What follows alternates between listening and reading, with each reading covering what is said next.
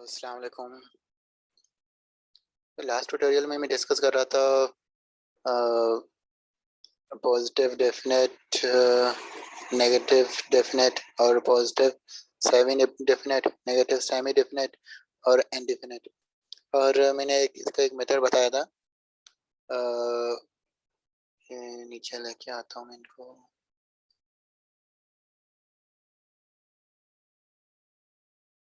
ये वाली कुछ कंडीशंस थी उसकी।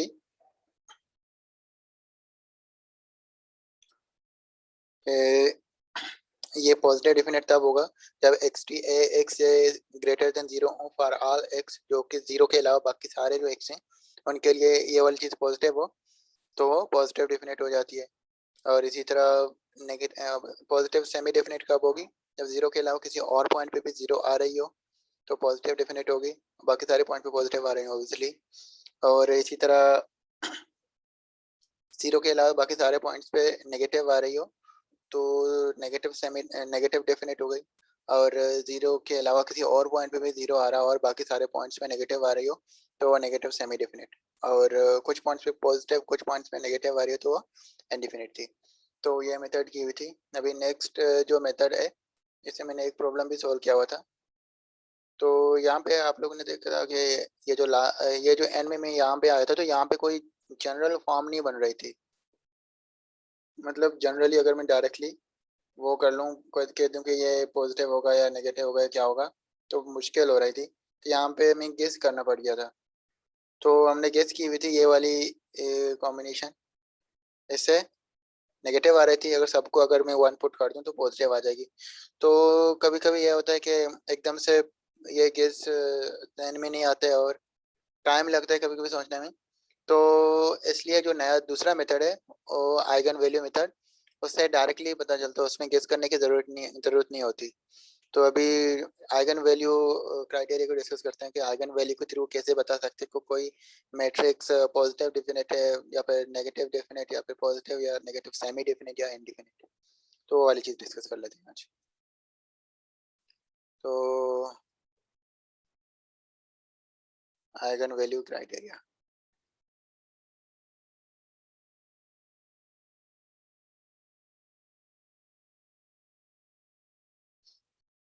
इसमें क्या होता है, इसमें सबसे पहले तो आइगन वैल्यूज निकालनी पड़ती हैं जो आप लोग ने लीनियर अलजेब्रा में सीखी हुई थी।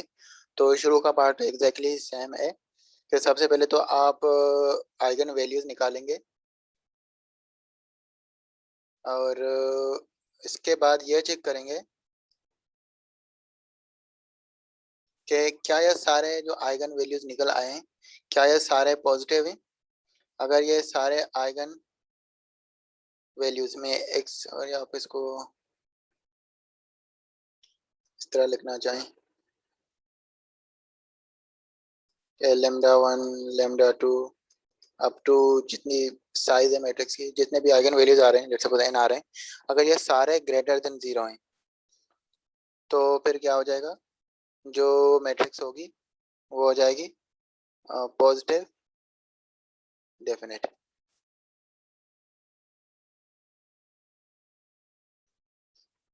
और दूसरी ये है कि जब अगर सारे इनमें से कुछ जीरोज आ रहे हों और कुछ पॉजिटिव आ रहे हैं greater than equal to zero, तो इस वाले केस में क्या हो जाएगी फिर पॉजिटिव सेमी डेफिनेट।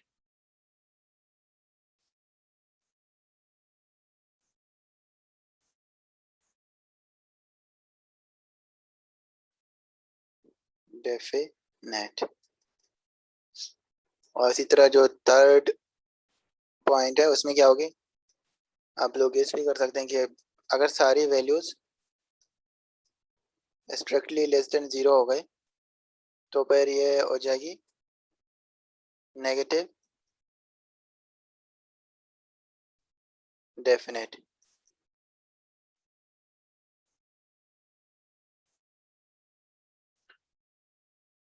और इसी तरह अगर सारी वैल्यूज लेस देन और इक्वल टू जीरो हो जाएं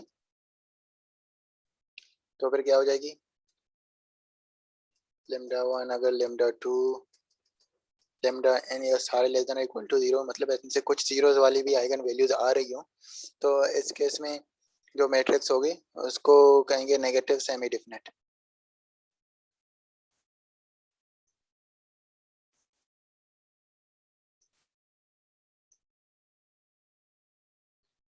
और जो लास्ट पॉइंट है, लास्ट ये है कि अगर सारी इनमें से कुछ values let's suppose lambda M ये नेगेटिव है और कोई ऐसा लेमडा एन भी है जो पॉजिटिव है, तो मतलब कुछ पॉजिटिव आइगन वैल्यूज आ रही हैं और कुछ नेगेटिव आइगन वैल्यूज आ रही हैं, तो इस केस में जो मैट्रिक्स होगी वो क्या हो जाएगी, इनडिफिनिट।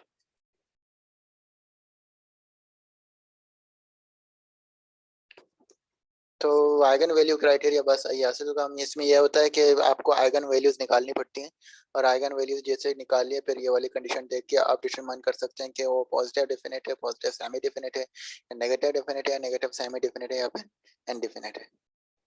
तो ये बहुत ही सिंपल है, इसका एक एग्जांपल कर लेते हैं।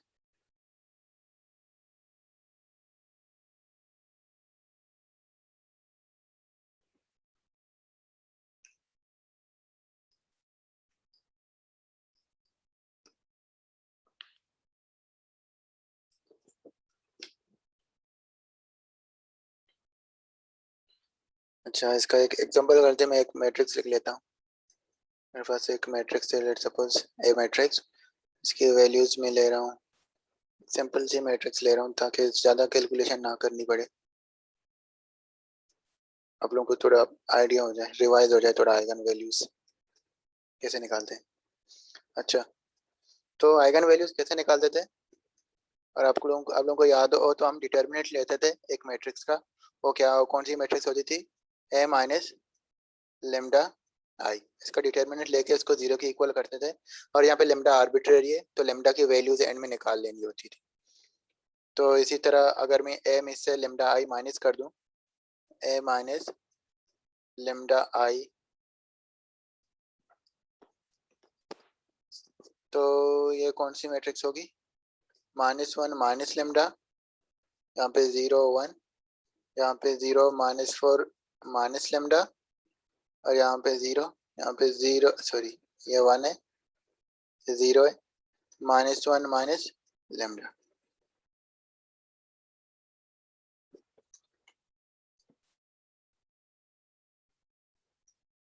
ये 1 था। अच्छा, अब इसका डिटर्मिनेंट लेना है, तो डिटर्मिनेंट भी वही प्रोसीजर है। आप सबसे पहले क्या करेंगे, -1 माइनस लेमडा को लेके फर्स्ट रो फर्स्ट कॉलम हटा के जो बचेगा सब मैट्रिक्स बचेगा उसका डिटर्मिनेंट ले लेंगे। तो ये -4 minus lambda into -1 minus lambda और -0, तो वो 0 आ जाएगी, मैंने लिख रहा, ये हो गया। अच्छा, सेकेंड एलिमेंट ये 0 है, तो 0 को मल्टीप्लाई करूँ किसी से 0 हो जाएगी। थर्ड ये 1 है, तो माइनस सॉरी ये plus 1 times third row first column, जब मैं delete third column first row जब मैं डिलीट करूँगा तो मैट्रिक्स हो जाएगी 0 -4 माइनस लेमडा 1 0। जब इसका डिटर्मिनेंट लूंगा तो ये क्या आ जाएगा, ये आ जाएगी 4 प्लस लेमडा हो जाएगी। सही है। अच्छा, तो दिस इज इक्वल टू 0, ये बेसिकली हमें सॉल्व करनी है। तो यहाँ पे आप क्या करेंगे, 4 प्लस लेमडा पहले कॉमन निकाल लें पूरे में से। तो यहाँ पे -1 माइनस लेमडा, इसको मैं 1 प्लस लेमडा स्क्वायर भी लिख सकता हूँ क्योंकि ये दोनों टर्म सेम ही है, तो माइनस भी स्क्वायर से निकल जाएगा तो ये पॉजिटिव हो गए। ये मैंने निकाल लिया, यहाँ पे क्या आ जाएगी माइनस, अच्छा ये यहाँ पे फिर माइनस आ जाएगा क्योंकि माइनस टाइम्स ये है, और यहाँ पे +1 आ जाएगी। सही है, इक्वल्स टू 0। यहाँ से 4 प्लस लेमडा n2, जब इसको आप खोलेंगे तो यहाँ पे आ जाएगा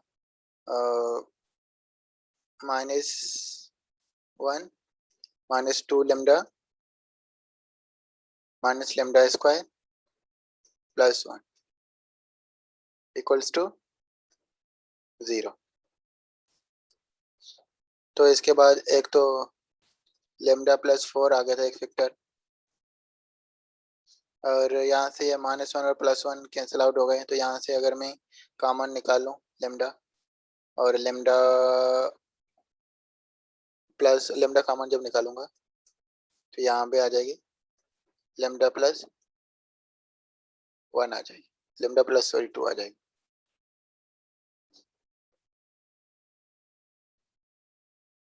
और यहाँ से लेम इक्वल्स टू 0, यहाँ से लेमडास की वैल्यूज क्या आ जाएंगी, लेमडा 1 आ जाएगा -4, लेमडा 2 आ जाएगा 0, और लेमडा 3 आ जाएगा -2।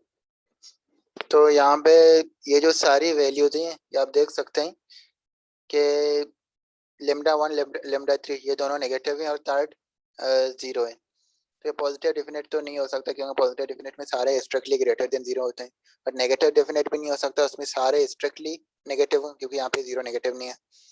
और जो ये कौन सा पेयर हो सकता है, ये नेगेटिव सेमी डेफिनेट हो सकती है। नेगेटिव सेमी डेफिनेट में क्या था, सारे आइगन वैल्यूज क्या हो, नेगेटिव हो या फिर 0 हो।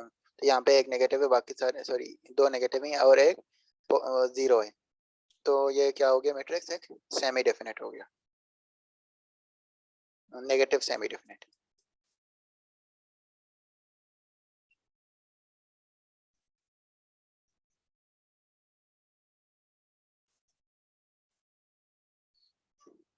तो आइगन वैल्यूज के थ्रू आप इस तरह सॉल्व कर सकते हैं, और ये बहुत ही इजी है, क्योंकि आपने आइगन वैल्यूज निकालना ऑलरेडी सीखी हुई है।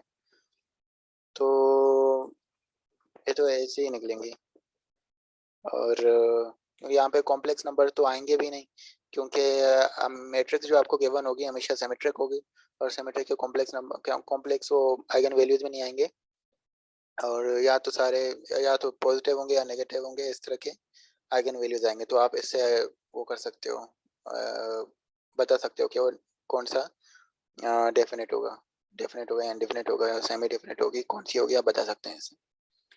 तो आइगन वैल्यूज का बस यही है, आप लोग बाकी इससे और प्रैक्टिस कर लें, और फिर आगे चलते हैं नेक्स्ट टॉपिक की तरफ से। तो नेक्स्ट टॉपिक यह था कि सिल्वेस्टर क्राइटेरिया।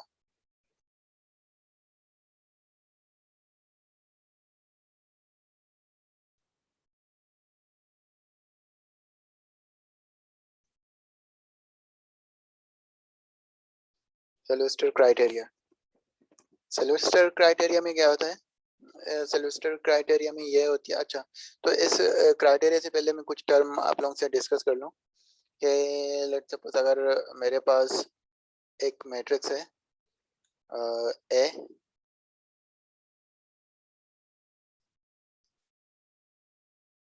कुछ टर्मिनोलॉजीज हैं वो आप लोगों को बता दूंगा, उसके बाद फिर इसकी तरफ चलेंगे। आपके पास एक मैट्रिक्स है ए, तो मैं यहाँ पे जनरल नहीं ले रहा हूँ, पहले एक आर्बिट्ररी मैट्रिक्स के थ्रू आप लोगों को बता दूंगा कि अगर यहाँ पे A11 के जनरल तो बहुत एंड तक चलता है ना, तो मैं सिंपल सी एक ले रहा हूँ A12 A13 A21 A22 A23 A31 A32 A33, ये एक मैट्रिक्स है। और इस मैट्रिक्स को जब आप अच्छा एक टर्म होती है जिसको कहते हैं प्रिंसिपल माइनर, प्रिंसिपल अच्छा माइनर का तो आप लोगों को पता है कि जब मैं एक कॉलम एक रो डिलीट कर लेता हूँ जो सब मैट्रिक्स बन जाती है तो वो माइनर मैट्रिक्स होती है। तो प्रिंसिपल माइनर कौन सी होती है, जब आप for example first row first column को डिलीट करेंगे तो फिर जो मैट्रिक्स बनेगी वो प्रिंसिपल माइनर बनेगी। Second column second row delete करेंगे तो प्रिंसिपल, मतलब जो जिस नंबर की कॉलम को आप डिलीट कर रहे हैं उसी नंबर की रो को भी डिलीट कर दें, तो वो वाले उस टाइप के जो माइनर्स आएंगे वो प्रिंसिपल माइनर होंगे। अगर यहाँ पे मैं एक मैट्रिक्स लिख लेता हूँ इसी का सब मैट्रिक्स है, लेकिन वो माइनर नहीं है। अगर मैं ये कर लूँ, सपोज मैं फर्स्ट रो डिलीट कर लूँ और सेकेंड कॉलम, क्योंकि ये दोनों चीज़ें सेम ही होनी चाहिए ना। अगर ये दोनों मैं अलग अलग ले लूँ तो इससे जो सब मैट्रिक्स बनेगी वो प्रिंसिपल माइनर नहीं होगी। तो सिल्वेस्टर क्राइटेरिया की हमें क्राइटेरिया के लिए हमें सिर्फ प्रिंसिपल माइनर मैट्रिसेस चाहिए होंगे। तो प्रिंसिपल माइनर मैट्रिसेस कैसे निकालेंगे? अच्छा, प्रिंसिपल माइनर मैट्रिसेस में भी दो किस्म के होते हैं। एक ये होता है कि लीडिंग प्रिंसिपल माइनर। तो लीडिंग प्रिंसिपल माइनर कौन सी होती है? ये जो मैट्रिक्स है फर्स्ट 1 by 1 1 1, ये first leading principal minor minor है। और जो नेक्स्ट है, ये अगर मैं चारों मैट्रिक्स ले लूं,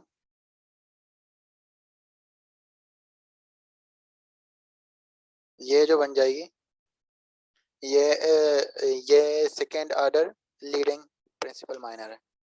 ये भी लीडिंग प्रिंसिपल माइनर है। और जो थर्ड होगी, अच्छा मैं यहाँ पे इसको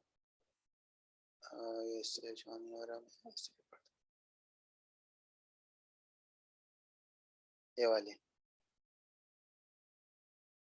अच्छा मैं इसको दोबारा कर लेता हूँ।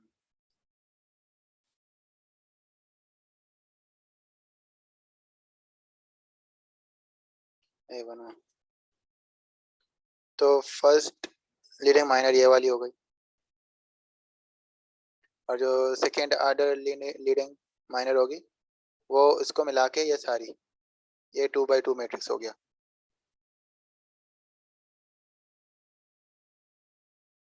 ये वाली पूरी हो गई। और जो third order leading principal minor है वो कौन सी होगी? आप इसी तरह इसको कर सकते हैं, ये पूरा हो जाएगा।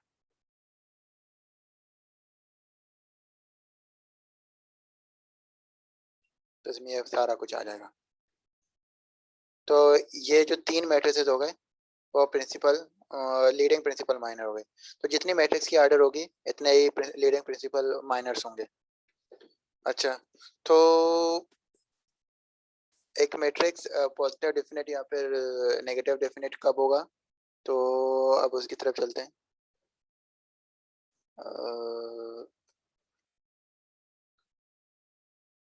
अच्छा, पहले आते हैं पॉजिटिव डेफिनेट की तरफ।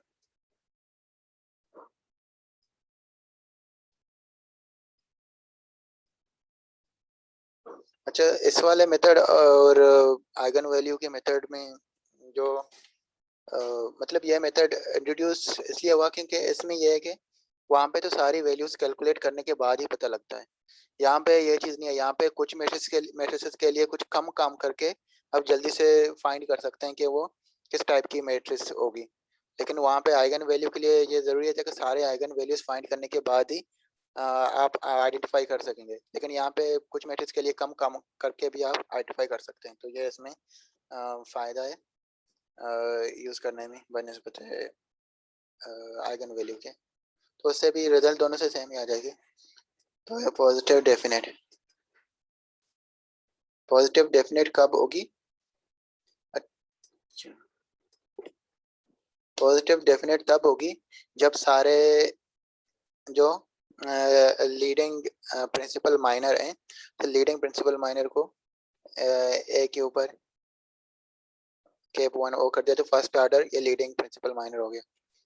और ए के ऊपर अगर 2 लिख लिया सेकेंड ऑर्डर लीडिंग माइनर हो जाएगी। 3 लिख लिया थर्ड ऑर्डर लीडिंग माइनर हो जाएगी। ये सारे वैल्यूज क्या हो? Strictly greater than 0। और नेगेटिव डेफिनेट के लिए तो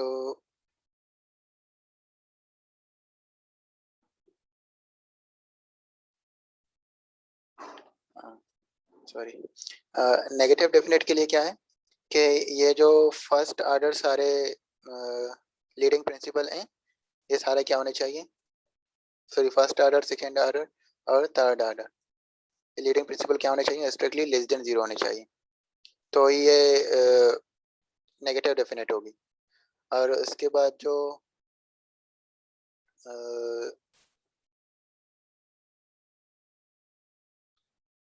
अच्छा, अगर ये सारे स्ट्रिक्टली लेस देन 0 हो तो फिर वो नेगेटिव डेफिनेट होती है। अच्छा, इसके बाद नेक्स्ट टर्म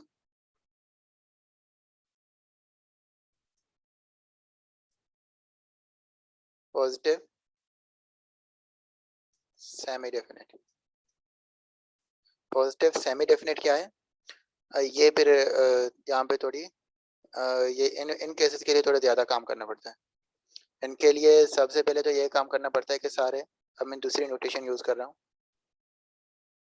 इसके लिए, कि सबसे पहले तो सारे आप फर्स्ट आर्डर, सेकेंड आर्डर और थर्ड आर्डर प्रिंसिपल माइनर्स निकालेंगे। मैं फर्स्ट आर्डर को इस तरह शो कर रहा हूँ।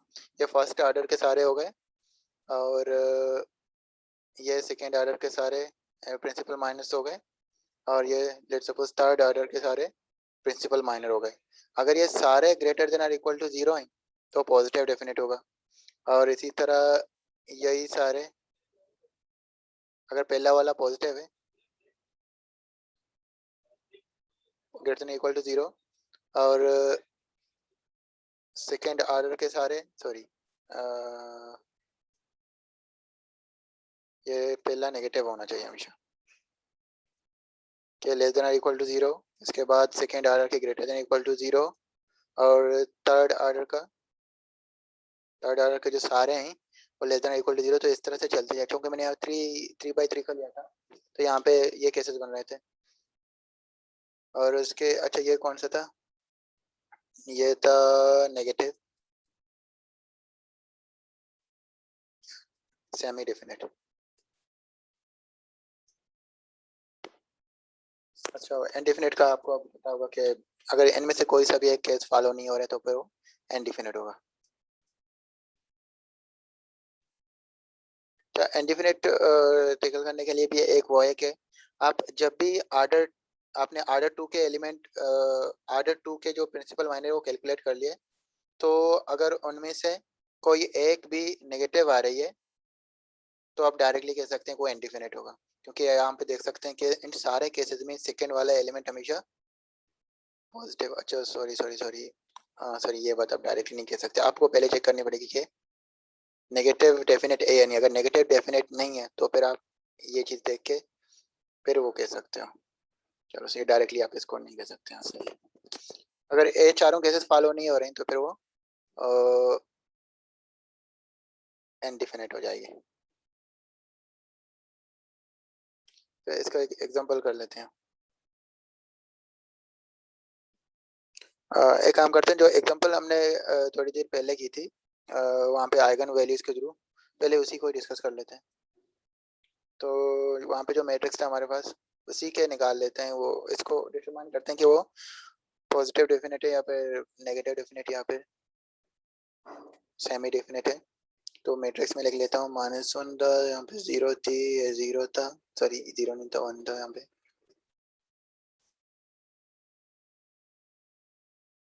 यहाँ पे 1, यहाँ पे 0, यहाँ पे -4, यहाँ पे 0, यहाँ पे 1 था, यहाँ पे 0 था, यहाँ पे -1 था। अच्छा, यहाँ पे डेल्टा की मैंने डेफिनेशन नहीं लिखी। डेल्टा क्या है? ये सारे डिटर्मिनेंट है, सही है। तो ये जो मैंने लिखे हुए, अच्छा ये मेरे ख्याल में डिटर्मिनेंट नहीं है, तो आप इसको डिटर्मिनेंट, ये जो फर्स्ट आर्डर डिटर्मिनेंट नहीं होता, मैट्रिक्स होती है, ये डिटर्मिनेंट की बात कर रहा हूँ, और ये डेल्टा डिटर्मिनेंट ही होता है।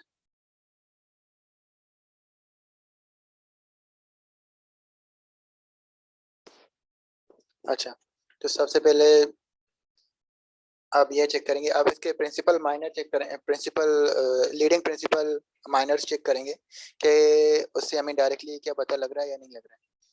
तो फिर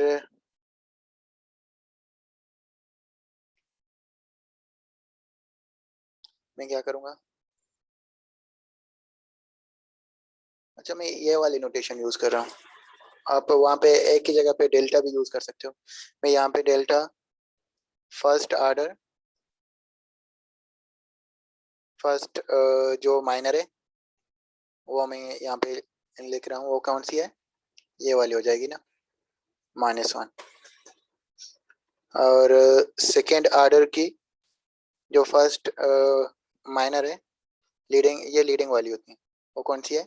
जब आप लास्ट रो और लास्ट कॉलम को डिलीट कर लेते हैं तो ये वाली मैट्रिक्स बन जाती है। इसका डिटरमिनेंट क्या है? 4 आ रही है, 4। हाँ,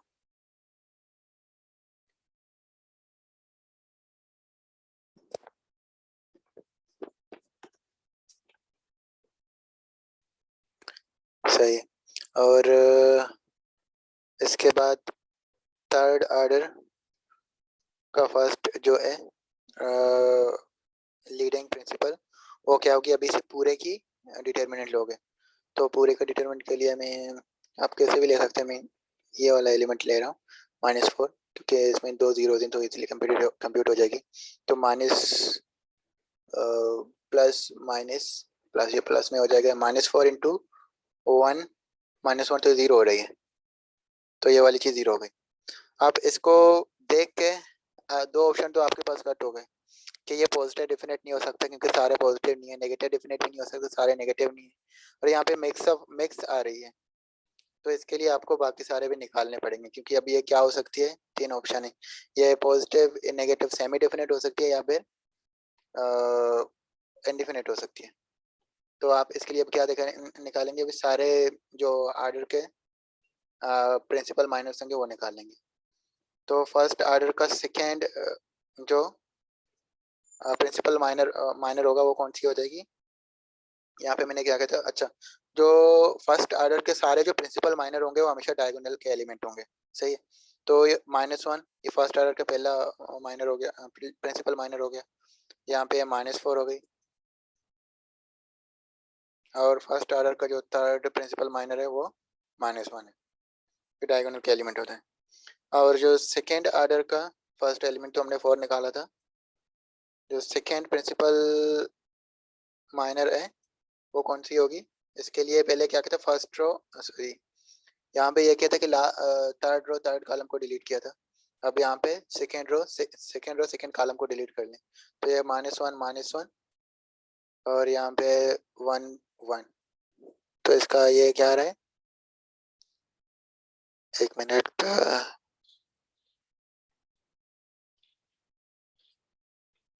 हाँ, ये 0 ही आ रही है। और इसी तरह सेकेंड ऑर्डर का जो थर्ड प्रिंसिपल माइनर होगा वो क्या हो जाएगी? इसके लिए क्या करोगे? फर्स्ट रो फर्स्ट कॉलम को डिलीट कर लोगे, तो -4 इंटू -1 ये 4 हो जाएगी, -0 ये 4 ही रहेगा। और जो थर्ड ऑर्डर की सिर्फ एक ही है, तो यहाँ पे जब आप देखें तो ये जो फर्स्ट ऑर्डर के सारे एलिमेंट हो गया है लेस देन 0 है, और सेकेंड ऑर्डर के क्या है? सारे ग्रेटर देन 0 है, और ये लास्ट वाला क्या है? 0 है। इसका मतलब ये लेस देन इक्वल टू 0, ये ग्रेटर देन इक्वल टू 0, और ये लेस देन इक्वल टू 0, ये वाली कंडीशन सेटिस्फाई हो रही है। तो ये कौन सी वाली थी? ये था नेगेटिव सेमी डेफिनेट।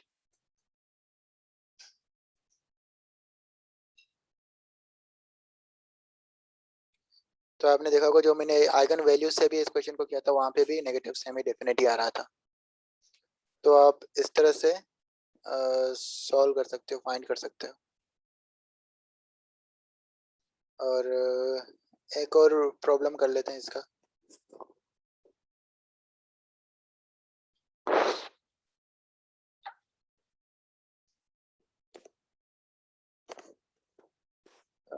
एक और मैट्रिक्स में लिख लेता हूँ।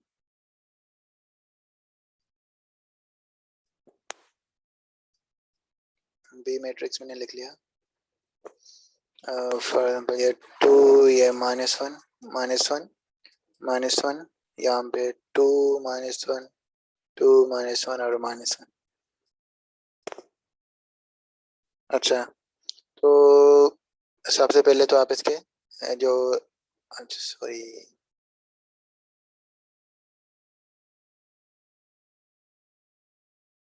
सबसे पहले आप इसके लीडिंग प्रिंसिपल माइनर्स निकाल लेंगे, कि अगर उससे डायरेक्टली पता लग रहा है तो वहीं पे ये स्टॉप कर लेंगे आप। तो सबसे पहले तो डेल्टा 1 फर्स्ट ऑर्डर का पहला निकाल लेंगे, तो कौन सी होती है? 2 हो गया। और फर्स्ट ऑर्डर का, सॉरी, हाँ, first minor of second order principal, तो ये कौन सी होती है? ये वाली मैट्रिक्स होती है, ये 2 by 2। जब ये वैल्यू निकाल लेंगे तो 4 माइनस 1 ये हो जाएगी 3, और यहाँ पे थर्ड का, इसके लिए आपको पूरा वो डिटरमिनेंट निकालना पड़ेगा। तो डिटरमिनेंट चलो निकाल लेते हैं।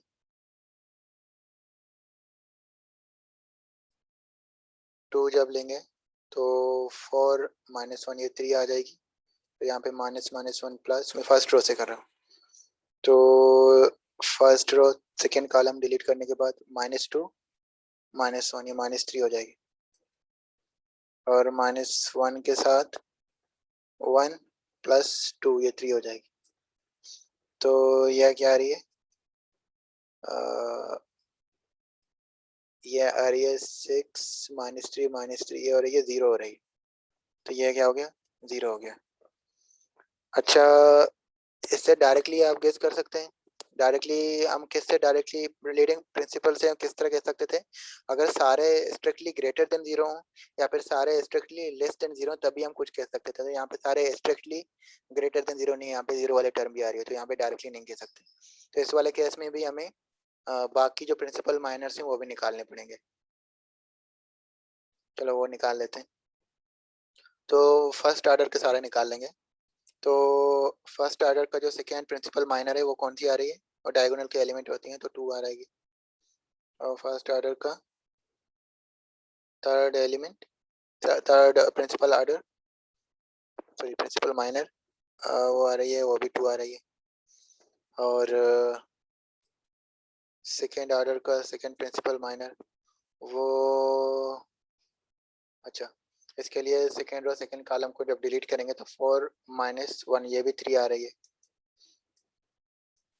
ये थर्ड सेकेंड ऑर्डर का थर्ड जो प्रिंसिपल माइनर है, इसके लिए क्या करेंगे, third row third column delete कर लेंगे, तो यहाँ पे ये भी 3 आ रही है और ये 0 आ रही है। अब यहाँ से आप वो कर सकते हैं, फाइंड बता सकते हैं कि ये कौन सा मैट्रिक्स है। तो ये सारे क्या हैं, ग्रेटर देन और इक्वल टू 0 हैं, ये भी सारे ग्रेटर देन इक्वल टू 0 हैं, ये भी सारे ग्रेटर देन इक्वल टू 0 हैं। तो कौन सी वो केस हो गई, positive semi definite, positive semi definite matrix हो गई है वाली बी। तो ये टॉपिक तो यहीं तक के थे, और लास्ट टॉपिक तो यहीं बढ़ाया था सर ने, तो आज का यहीं तक को कर लेते हैं। ओके, अल्लाह हाफिज़।